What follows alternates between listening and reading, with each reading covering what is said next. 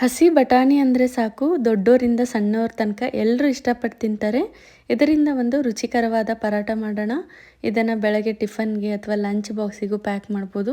ಮಧ್ಯಾಹ್ನ ರಾತ್ರಿ ಊಟಕ್ಕೂ ಮಾಡ್ಕೋಬೋದು. ಈ ಹಸಿ ಬಟಾಣಿ ರುಚಿ ಅಲ್ಲದೇ ಇದರಿಂದ ಆರೋಗ್ಯಕ್ಕೂ ಬಹಳ ಪ್ರಯೋಜನಗಳದಾವು. ಯಾರಿಗೆ ಸುಸ್ತು ನಿಶಕ್ತಿ ಇರುತ್ತೆ ಅವರು ದಿನಾಲು ತಿನ್ನೋದ್ರಿಂದ ಈ ಅನಿಮಿಯಾ ಸಮಸ್ಯೆ ಕಡಿಮೆ ಆಗುತ್ತೆ. ಮತ್ತು ಫೈಬರ್ ಜಾಸ್ತಿ ಇರೋದ್ರಿಂದ ಜೀರ್ಣಕ್ರಿಯೆನೂ ಚೆನ್ನಾಗಾಗುತ್ತೆ. ಮೊದಲು 2 ಆಲೂಗಡ್ಡೆನ ಕಟ್ ಮಾಡಿ ಬೇಯಿಸ್ಕೊಂಡು ಸೈಡಿಗೆ ಎತ್ತಿಟ್ಕೊಂಡಿದ್ದೀನಿ.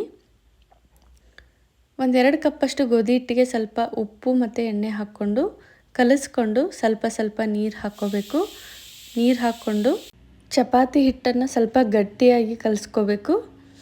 ಕಲಿಸ್ಕೊಂಡು ಒಂದು ಬಟ್ಟೆ ಮುಚ್ಚಿ 20 ನಿಮಿಷ ನೆನೆ ಇಡಕ್ಕೆ ಬಿಟ್ಟಿದ್ದೆ. 1 ದೊಡ್ಡ ಕಪ್ಪಷ್ಟು ಬಟಾಣಿನ ತೊಗೊಂಡಿದ್ದೀನಿ.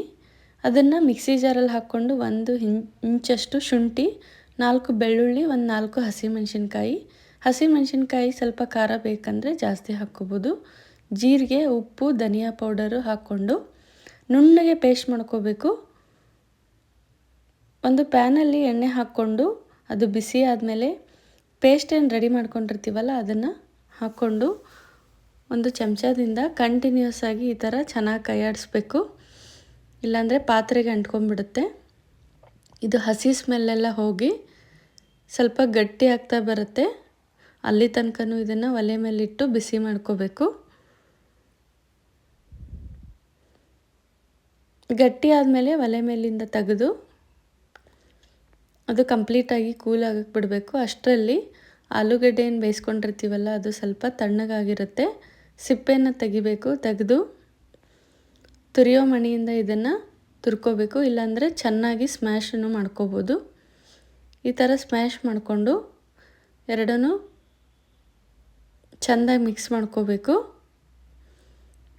ಇದಕ್ಕೆ ಸ್ವಲ್ಪ ನಿಂಬೆ ರಸನ ಸೇರಿಸ್ಕೊಂಡಿದ್ದೀನಿ. ನಿಂಬೆ ರಸ ಸೇರಿಸ್ಕೊಂಡು ಎರಡನ್ನೂ ಚೆನ್ನಾಗಿ ಮಿಕ್ಸ್ ಮಾಡ್ಕೋಬೇಕು.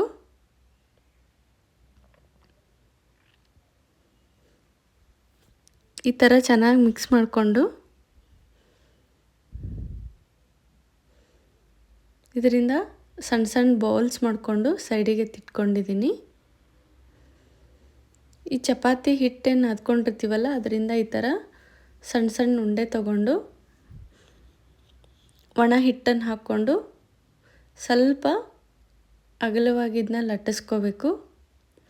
ಸ್ಟಫಿಂಗ್ ಏನು ರೆಡಿ ಮಾಡಿರ್ತೀವಲ್ಲ ಬಟಾಣಿದು ಅದನ್ನು ಅದರಲ್ಲಿ ಇಟ್ಕೊಂಡು ಈ ಹೋಳಿಗೆಗೆ ಹೆಂಗೆ ಸ್ಟಫಿಂಗ್ ಮಾಡ್ತೀವಲ್ಲ ಆ ಥರ ಮಾಡಿಕೊಂಡು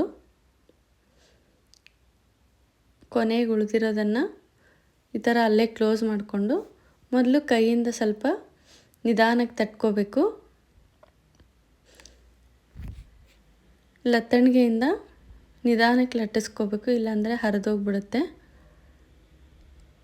ಲಟ್ಟಿಸ್ಕೊಂಡು ಎರಡೂ ಕಡೆ ಎಣ್ಣೆ ಹಾಕ್ಕೊಂಡು ಅಥವಾ ತುಪ್ಪ ಹಾಕ್ಕೊಂಡು ಬೇಯಿಸ್ಕೊಂಡ್ರೆ ಈ ರುಚಿಯಾದ ಬಟಾಣಿ ಪರಾಟ ರೆಡಿ ಆಗುತ್ತೆ.